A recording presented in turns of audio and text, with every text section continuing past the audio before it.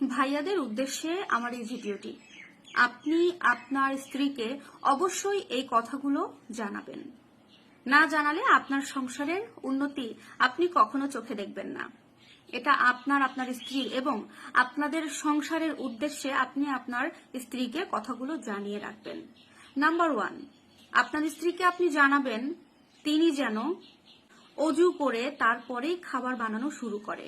2, বিসমিল্লাহ বলে যেন সে সব সময় প্রতিদিন চুলা জ্বালায়। 3, যখনই কোনো খাবার দাবার রান্না করবে বা খাবার তৈরি করবে তখন যেন তার মাথায় কাপড় থাকে, এক কথায় মাথায় কাপড় দিয়ে যেন সে খাবার রেডি করে। 4, আপনার স্ত্রী যখন রান্না করবে তখন আজে বাজে কোনো কথা না বলে মনের আনন্দে রান্না করবে এবং সে যেন মুখ দিয়ে দরুদ শরীফ পাঠ করতে থাকে, এতে তার রান্না এবং সবকিছুই সঠিক হবে। 5, আপনার স্ত্রী যদি জিকির করতে করতে খাবার তৈরি করে তাহলে আপনাদের খাবারে আল্লাহ তাআলা রিজিক বাড়িয়ে দেবে এবং বরকত বাড়িয়ে দেবে এবং আপনার স্ত্রীর তৈরি করা খাবার যারা যারা খাবে তারা সবাই নেককার হিসেবে ঘোষিত হবে। আর এই কথাগুলোকে কেউ সামান্য কথা হিসেবে ধরবেন না। এই কথাগুলোর ভেতরে যে গভীরতা, এই কথাগুলোর যে মূল্য, এটা যারা বুঝতে পারে তারা অবশ্যই তাদের ফ্যামিলি মেম্বার, তাদের কাছের মানুষ, তাদের প্রিয়জনের কাছে পৌঁছে দেবে। কারণ এই সামান্য কাজগুলো যে স্ত্রীরা করে থাকে তাদের সংসারে কখনো অভাব অনটন ঢুকতে পারে না।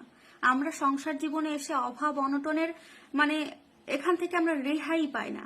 আমরা শুধু চিন্তা করি আমাদের সংসারে আয় হচ্ছে না, বরকত হচ্ছে না, আমাদের সংসারে উন্নতি হচ্ছে না, কেন হচ্ছে না? এত এত ইনকাম করা হচ্ছে, এত টাকা হাতে আসছে, তারপরেও আমাদের মন মতো হচ্ছে না কেন? এই কারণেই আপনি অবশ্যই আপনার খাবার রান্না করার সময় আপনার মাথায় কাপড় রাখছেন না।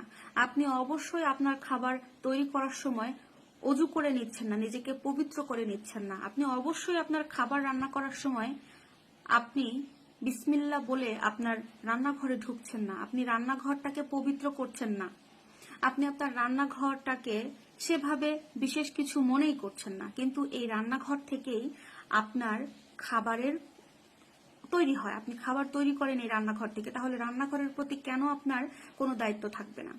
তাই আপনি একটা স্ত্রী হয়ে অবশ্যই আপনাকে এই ছোট ছোট কাজগুলো করতে হবে, তাহলে অবশ্যই আপনার সংসারের উন্নতি হবে, বরকত আল্লাহ বাড়িয়ে দেবে। আপুরা ভিডিওটা দেখলে তো অবশ্যই জেনে যাবে, আর যদি ভাইয়ারা দেখে থাকেন তাহলে অবশ্যই আপনারা এই কথাগুলো জানার পরেও নিজেদের কাছে কথাগুলো রেখে দেবেন না, কারণ এই কথাগুলো না জানার পরেও নিজের কাছে রাখার মতো কথা না।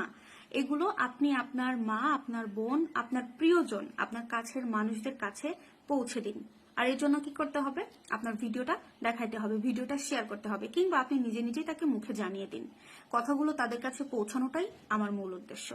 আশা করবো ভিডিওটা ভালো লাগবে। ভালো লাগলে লাইক, কমেন্ট, শেয়ার করবেন। আল্লাহ হাফেজ।